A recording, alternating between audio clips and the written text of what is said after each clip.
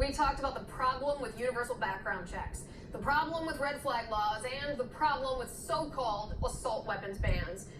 We also talked briefly about the idea of compromise and how Democrats in Congress aren't actually interested in compromising with Republicans on gun legislation, because Democrats aren't willing to give the GOP anything we want when it comes to gun laws. They just want what they want, which means it wouldn't be a true compromise. But the thing is, Republicans are excellent at playing defense on Second Amendment issues. But what about offense? What about laws Republicans want on the books? Or bad laws that are already on the books that Republicans want repealed? Nobody really talks about that, but we should. Tonight, as the Trump administration reportedly circulates a handout to members of Congress with different gun control proposals, we're going to present 5 federal gun laws Americans should demand from Congress. With me now to do so, senior legal policy analyst at the Heritage Foundation, Amy Swearer. Amy, good to see you. Thank you so much for having me. All right, Amy, I want to talk about going on offense a little bit on these gun control proposals and what Republicans should demand from Democrats if we are even going to consider the idea of a compromise on anything. And the first thing that I want to talk about is the Gun-Free School Zones Act. Republicans never talk about this, but this is an incredible danger to our children in school. Yeah, absolutely. So what this law does is essentially say you're de facto prohibited from possessing a firearm inside a school or on school property unless you have a concealed carry permit from that state. Well, the problem is a lot of states recognize other concealed carry permits from other states. But in this case, if you don't have it from that state itself, it would not apply to you, even if that state recognizes your permit. So what it does is it kind of messes with people who are from out of state and makes them felons for simply exercising their right in a place where we've seen gun attacks happen. It prohibits them from defending themselves, from defending others. And this is something that ultimately, again, just prevents the lawful exercise of a constitutional right. Right. And so Republicans should call for the repeal of this act, or at least amend this act so that it doesn't penalize law-abiding citizens. We don't hear that from Republicans, but we should. This is one we should repeal. The other law, and this is a law that is not on the books, that ought to be on the books. This is national. It's called Right to Carry. It's concealed carry reciprocity laws. Republicans, every time the Democrats talk about gun control legislation, Republicans should counter and say, give us concealed carry reciprocity, and maybe we'll talk about something else. Yeah, absolutely. It seems like the Democrats and gun control advocates, they always want the federal government to take charge of, some of these laws until it's inconvenient for them. So in this case, there are certain gun control states that simply don't want people carrying. And since they can't prohibit it for people in their state, they said, fine, we'll essentially prohibit it for people out of this state. Again, just discriminating against non-residents and enabling keeping them essentially from exercising that constitutional right. Right. Republicans don't talk about this a lot, but they should. They should demand Congress pass this.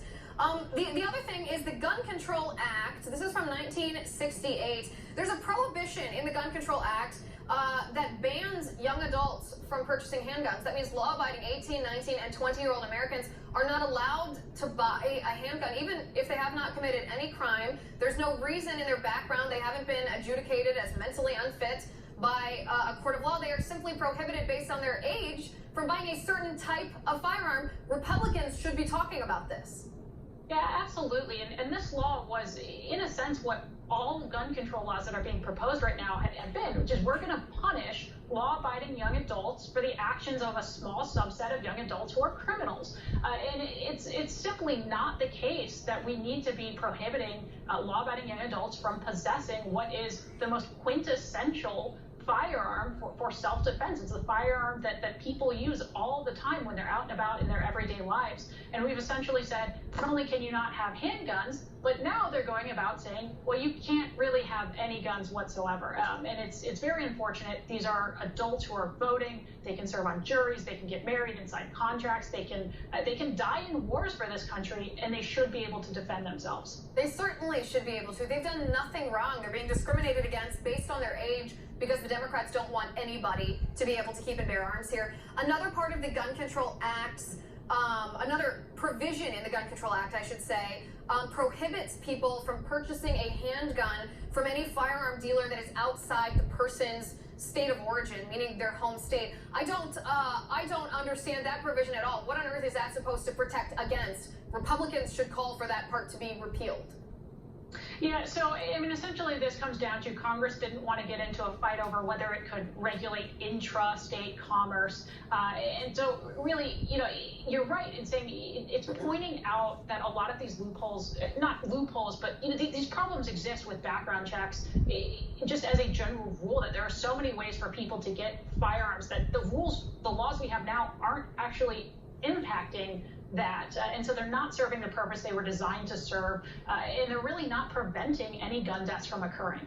No, not at all. We've acquiesced on the right so many times to different provisions that the left has wanted, different gun control provisions, and yet it hasn't made a difference. The left solution is to continue this. The right solution should be to go back and look at what we've enacted and repeal anything that violates people's law-abiding citizens' right to bear arms but doesn't materially make us safer. The last one I talk about, Republicans should talk about this as well, because this is something the left is constantly misconstruing on purpose. They push a false narrative about this.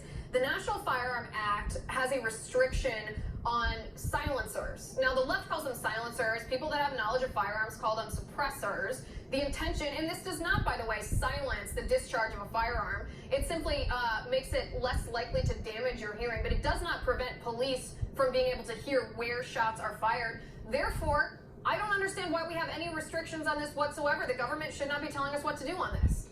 Right, absolutely, especially because the vast majority of people who are using suppressors or what are called silencers are using them in scenarios where they're using it in law-abiding exercises, things that they can do legally, whether it's self-defense, that they don't want to lose their hearing in their home by having to fire in a room and having to deal with that noise while they're in a life or death scenario, or they're at a range, people who are firing all the time, that sort of loud noise really takes a toll on your hearing.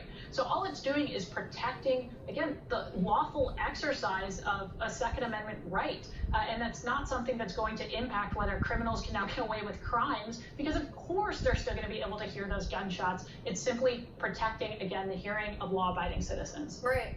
And like I said, the purpose of all this is to encourage Republicans on the ground, voters, the grassroots conservative movement, as well as our legislators in Congress, to go on offense more on this. When the Democrats call for compromise, say, okay, we'll talk about compromise. You propose 5 things you want. We'll propose 5 things we want. And you tell us which one of our proposals you'd be willing to compromise on, that you'd be willing to let us have in exchange for something that you want. And I think you'll find if members of Congress did this, the left would betray the fact that they aren't interested in compromise at all. And they just want gun control, and therefore Republicans would have absolutely no responsibility, no duty to negotiate with them and violate law-abiding citizens' Second Amendment rights. Amy, I appreciate your analysis and your knowledge of all these laws. Thanks for being on the show.